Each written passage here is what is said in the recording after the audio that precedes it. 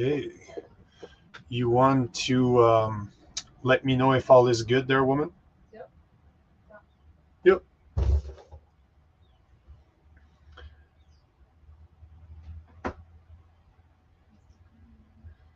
Do.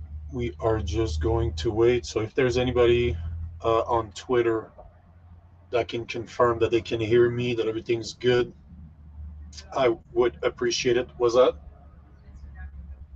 Instagram is good. Instagram's good? So I assume that the Facebook is good too. We'll give it a second for TikTok, for the stream. So all look like it seems to be okay as Yep. per all is good. Facebook, Instagram, TikTok. TikTok seems to be good too. So if all is good, let's just get into it. So for a lot of people on the planet, social media has become their number one source of information. They use it to get their news, stay updated about what's going on into the world. This makes social media some of the most powerful platforms in the world. So this go on for the question that I'm going to ask you today. Is Elon Musk's takeover of Twitter a good thing or a bad thing? Welcome to the Nico Lagan Show. I'm your host, Nico Lagan. uh, I got to say that first and foremost, before I get into touching on even the question that I asked, I gotta tell you that it normally takes me about 3-4 hours of research in order to prepare for one of these streams. Like 30 minutes of episode takes me at least 3 hours of research every day. And I got stuck into a rabbit hole of information this morning. I've been in it since like 6 o'clock this morning, and it's 10 where I am.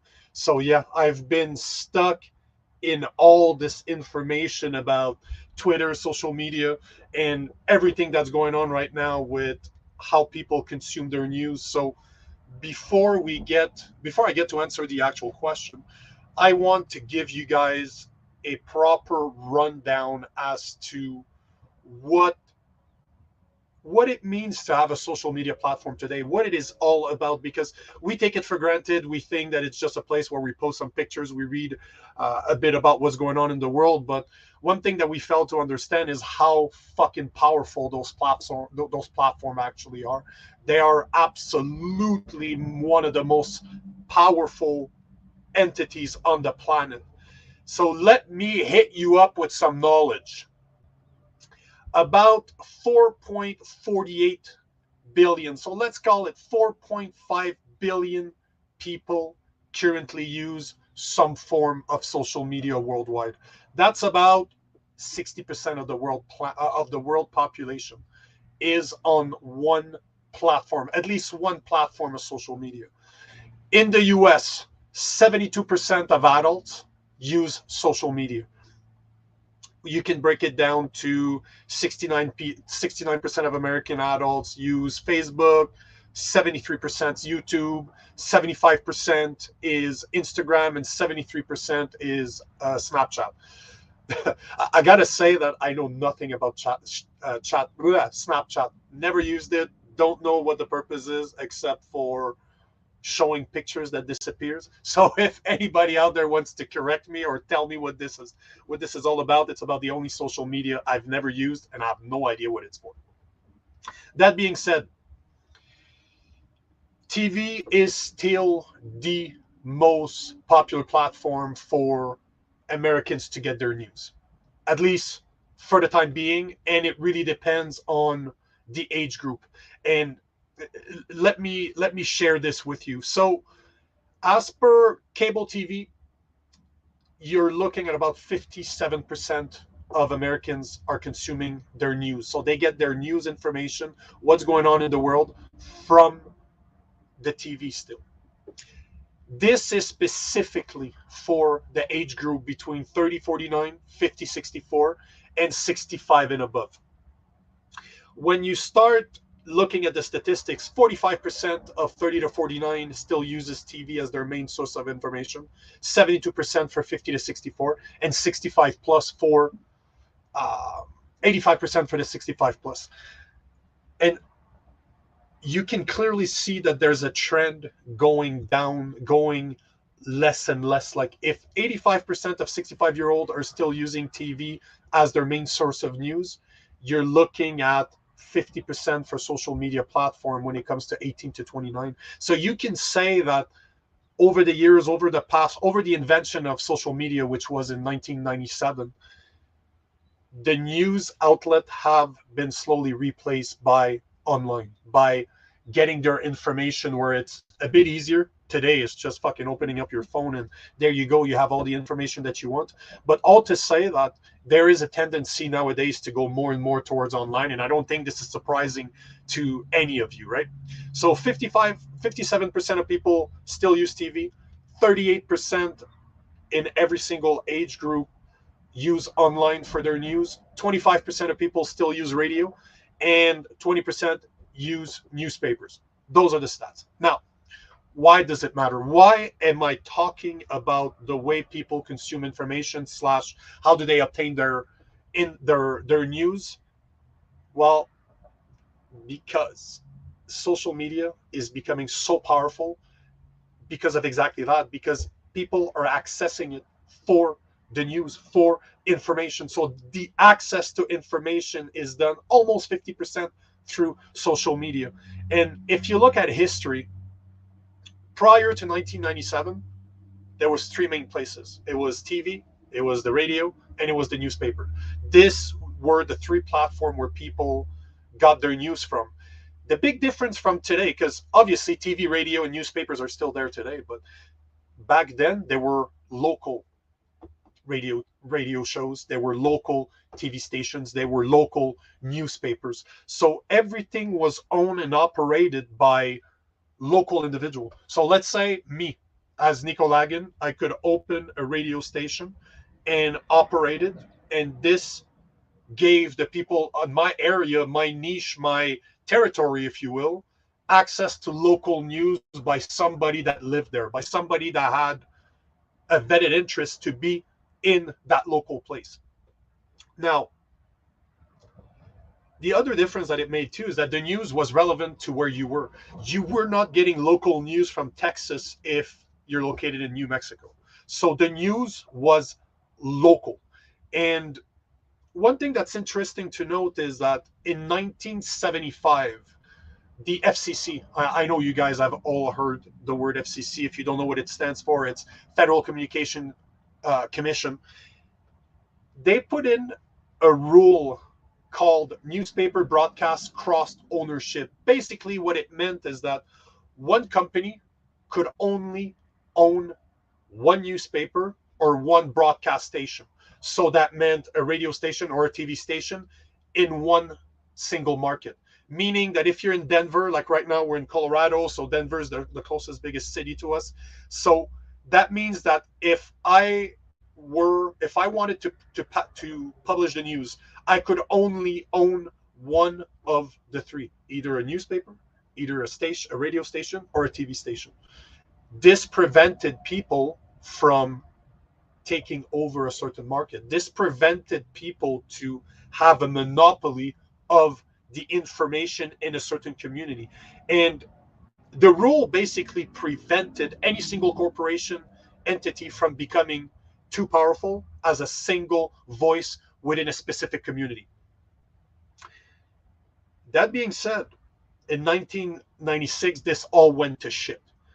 Simply put, there was an act that was passed by Congress in FCC removing the restriction of radio station a specific individual or an entity could own both locally and nationally within the same market. So that means that unlike the rule that was put in 1975, this rule in 1996 basically opened the door for companies to start buying up and buying up and buying up news outlets. So basically, now there was no restrictions. I could own every single news station that I wanted, newspaper, I could own TV station in all the same market. So basically, this gave the opportunity to corporation, to entities, to people to own the voice in one single market, which also means that not only somebody locally could own the actual message, but somebody nationally could do the same. So your local news is not, could not, it wasn't sure, but there were some chances that your local news was not coming from a local source anymore. And this is what you're seeing today. Open your TV, turn on your TV, look at the local news, look at the local newspaper if your area still has one, look at all your news outlet, even your radio stations, and you'll see that most of that information is not local anymore. It belongs to a bigger entity, which can be extremely problematic. If you look at what happened since, if you let's look at some numbers. Since 2005, more than 2,200 American local newspaper closed down. That's 2,200 American local newspaper closed down. Did you know that in the US, currently, there's 200 counties that do not have a local newspaper? That's nearly, and that nearly 50% of counties only have one newspaper, and that 6% of counties have no dedicated news coverage at all. So 56% of counties either have one single source of news or none at all. This is what the statistics are showing. And you know what? One can argue, and I said the same thing in the past, that we can blame the newspaper for their demise. They did not move with the time. They did not do the transition to go online, to have a social media platform, or to go on the internet fast enough. So it's their fault. I get it. I said the same thing when taxi drivers back in the days were complaining about Uber. You know, it's very easy to complain when technically you didn't do anything to help your situation. If you didn't get with the time, you know what? You can be blamed for having the issue of not being able to compete with who's taking over the market. But that's not the point of all this. And this is what I want to stress to you guys. Although this is true, and although I would agree with this, the point in the matter is that since 1996, since the new rule of the FCC and the Congress, it has allowed news outlet to be possessed by fewer and fewer entities. So fewer and fewer corporation individuals are owning the information that you can see on the news, on the TV, radio, newspaper. It said that about 15 billionaires and 6 corporations own most of the US media outlet. So think about this for a second. Really pay attention to what I just said. 15 billionaires and 6 corporations own most of the US media outlet.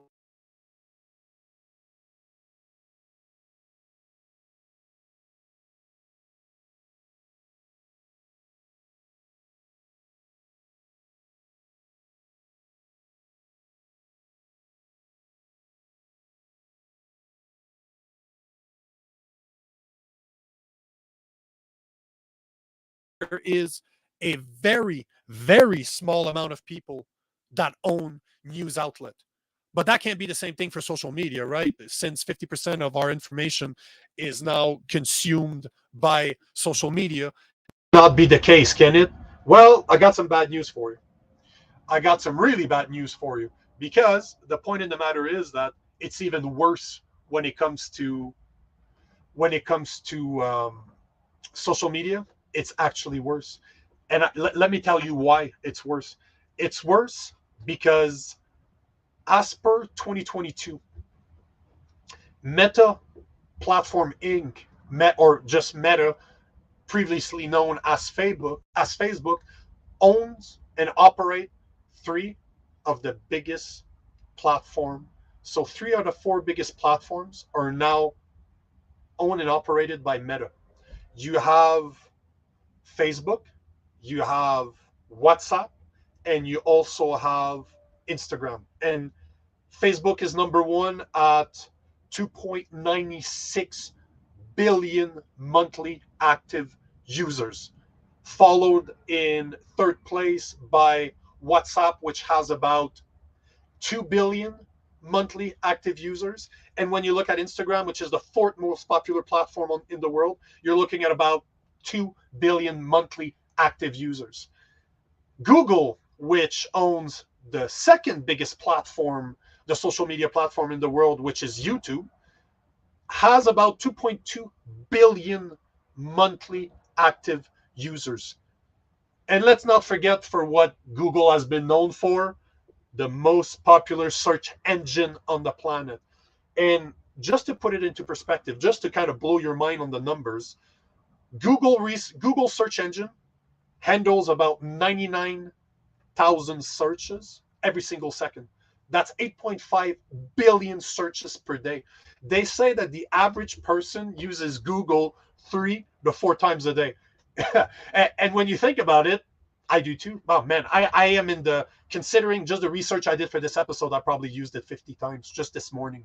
So I get it. Like, we use it, it's there. But what's fucked up is this. What's really fucked up is this, and I want to put that into perspective, how powerful Google search engine actually is. Google currently handles 92.7% of the world internet search queries. 92.7%.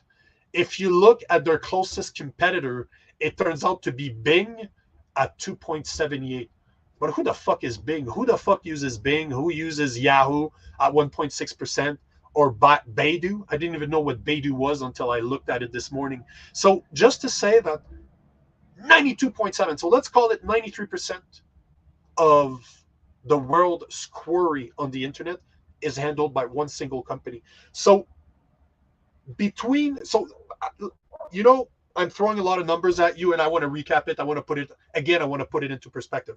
So you have 6 corporation that owns most of the news outlet in the US, and you have 2 corporations, being Meta and Google, that owns 4 of the most popular social media platform, for the 4 most popular social media platform in the world, and the most popular search engine by 93% ownership of the searches. Between those 2 platforms, just between those 2 entities alone, it accounts for 9.16 billion monthly active users. Think about this. We're about 7.8 or 7.9 billion people on the planet. They handle, so that means that not only do they reach 60 or 70% of people, they reach them in multiple different ways. Like, take me for example. I use Facebook, I use Instagram, I use WhatsApp. So Facebook right now is capable of getting to me on those 3 places. That doesn't even count that they own Messenger, that I use every single day. Same thing for Google. I use YouTube every single day. So that means that they reach me YouTube and as well on their search media, on their search engine. So those 4 companies alone get to me at least 6 different ways. That's fucked up when you think about it. This is how much power those companies have. And to state, or to quote Kofi Annan, knowledge is power and information is liberating. Let's quote Einstein, knowledge is acquired through experience. Everything else is information. This is why it's so important. This is why this matters, because information is power, and whoever controls information ultimately controls people. When you control what people see, you will control what they think. And one thing I've learned over the past 3 years of creating social media, and especially over the past 7 to 8 months, where this is all I've been doing, social media platforms have an agenda. They have a narrative that you need to follow. If you do not follow their narrative, your content will be blocked. You'll end up shadow banned, or your content is just not going to be pushed to your audience. It's really that simple. They have certain things they want you to talk about. If you follow their narrative, you'll be extremely popular. It is not hard to build a social media platform that is successful if you bow down to your masters, if you will.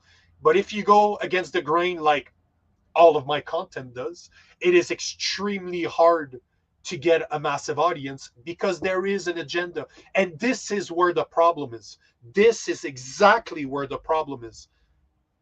Free speech no longer exists on the internet. Like even in Canada, I cannot think off of the top of my head what is the new legislation that they put in place, but there's a new bill that came through where the government can legislate what you post on social media. So on social media and on the internet as a whole. So now they're going to be able to refrain what you see. They're going to be able to refrain what you post. And I wouldn't be surprised if there's legal consequences to you posting stuff that they don't agree with. But this is how strong the internet has become and how easy it is to be controlled. Two single entities control most of the worldwide traffic, and about six corporations in the US control what you hear, what you see, and what you read in news outlet. So going back to the original question, why did you know what? Let's talk about this before I answer the question. I'm gonna make you wait yet again. Why did Elon Musk buy Twitter in the first place? Like it's been a year. It was April 14th, if my memory serves me right, that Elon Musk bought Twitter.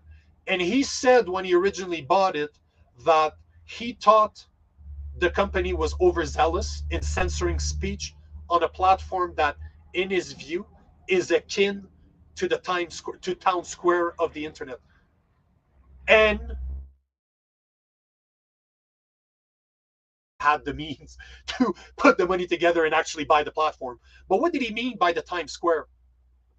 Prior to uh, TVs, radio station, newspapers was still there, but a lot of the places where you would get your information was the town square. So the most popular place in your town, people would go there and they would discuss information. They would discuss what was going on. They would discuss with the politicians. The politicians are normally very close to the town square, so they were able to get information, to exchange information. And if you look at how social media platforms work today, this is exactly what it's become.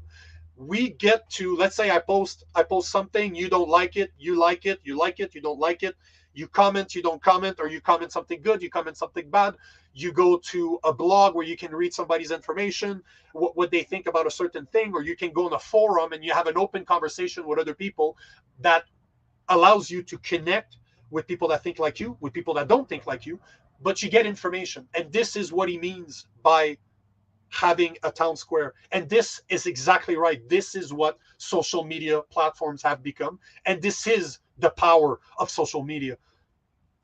Unfortunately for Elon Musk, the platform that he bought is only ranked about 15th most popular platform in the world.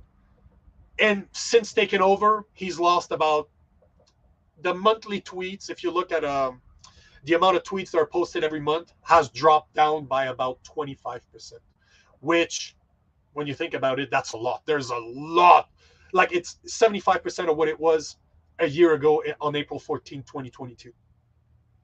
One thing that's interesting though, and I can't say that I'm surprised of that drop because of the numbers I'm going to share with you, it looks like 61% of the users of Twitter were left leaning, or Democrats, when Elon Musk took over. So I get it. I understand why people dropped off that much because let's not lie to each other.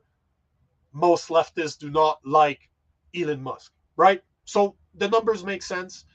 And the thing is, if we look, so this is why he said he took over. Is that true? Is that not true? Who the hell knows? There's no way to know. We have to give it more time. But one thing that he did do when he took over Twitter is to reinstate certain accounts that have been blocked because they went against Twitter's policy. I'm pretty sure you know where I'm going with this. You got a guy like Donald Trump that was blocked from Twitter, that was reinstated. Same thing for Kanye West, same thing for Jordan Peterson, and same thing for Andrew Tate.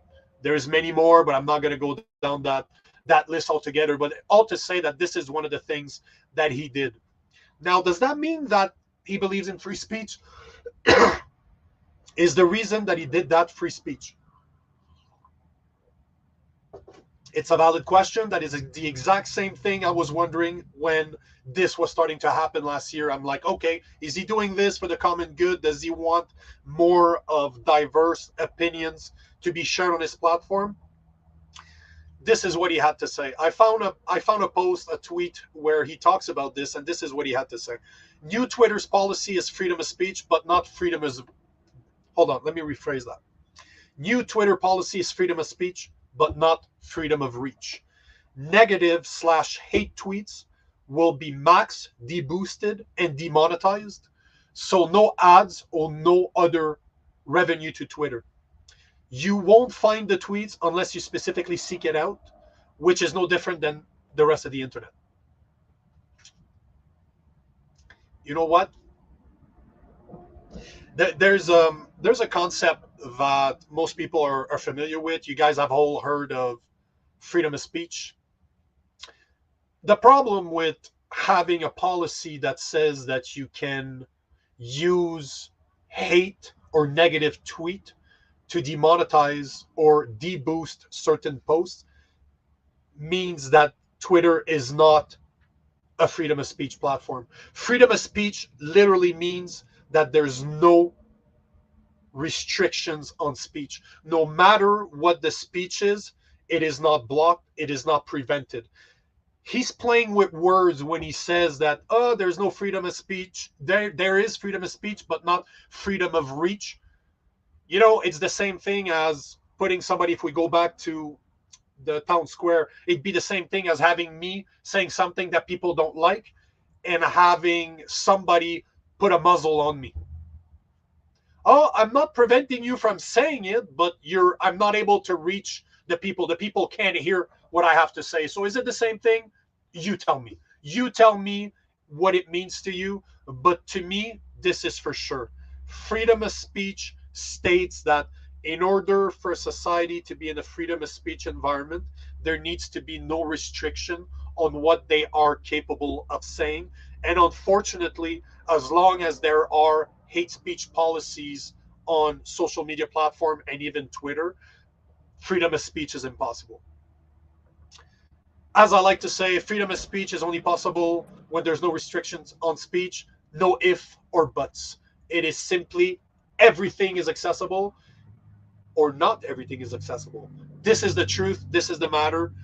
And I want to know your opinion. I want to know what you guys think about this. So please leave me a comment below. If you're checking out the podcast right now, you're looking at the YouTube version, give me comments below because I want to know what you guys think. Do you think that Elon Musk had freedom of speech in mind when he bought Twitter, just like he said, or it is just a control thing? It is just a way for him to gain more power with owning one of the biggest social media platforms in the world. But there's two things though that I want to leave you on this. The two most important things to me as a Canadian that Americans possess is their first two amendments: freedom of speech and the freedom to bear arms. So keep that in mind. Freedom of speech is number one. Now we all know I spent the last 30 minutes speaking about this, but social media does not like opinions like mine. So if you want to see the uncensored version, or you want to see exactly what I'm talking about because you're not seeing my content right now, because I'm always shadow banned or I'm always getting blocked, I suggest that you go to my website at nicolagan.com, look at my blog. I post there 2-3 times a week, and I make no excuses there. If you want to know my uncensored opinion, it is right there. Thank you for watching. I'm grateful for every single one of you out there that's on Instagram, that's on TikTok, that's on YouTube, that's on any platform out there where my podcasts are distributed. I am extremely grateful for every single one of you. So thank you very much for listening. Thank you for watching. And on that note, I want to remind you that the world is changed one man at a time, and it takes just one man to change the world. Peace out.